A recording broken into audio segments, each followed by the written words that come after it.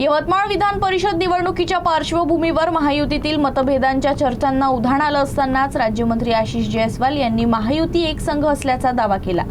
पक्षश्रेष्ठींच्या निर्णयानुसार सर्व घटक पक्ष उमेदवारांच्या विजयासाठी काम करत असून राज्यातील सर्व विधान परिषद जागांवर महायुतीचे उमेदवार विजय होतील असा विश्वास त्यांनी व्यक्त केला। प्रत्येक निवडणुकीमध्ये प्रत्येक पक्षाकडे थोडाफार उमेदवारी कोणाला द्यायची या संदर्भामध्ये पक्ष पातळीवर वरिष्ठांकडून निर्णय घेतला जातो आणि जो निर्णय एकदा झाला त्या उमेदवाराला निवडून आणण्यासाठी सर्व लोक प्रयत्न करतात आणि महाराष्ट्रामध्ये महायुतीतून पूर्णचे पूर्ण उमेदवार निवडून येतील।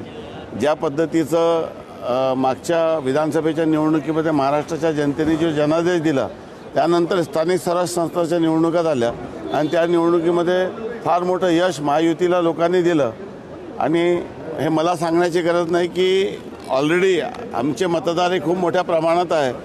ते तर आम्हाला मिळेलच, परंतु काँग्रेसचे जे उमेदवार आणि काँग्रेसचे जे मतदार आहे ते देखील महायुतीच्या बाजूने राहतील आणि महायुतीचे सर्व उमेदवार निवडून येतील असं मला आत्मविश्वास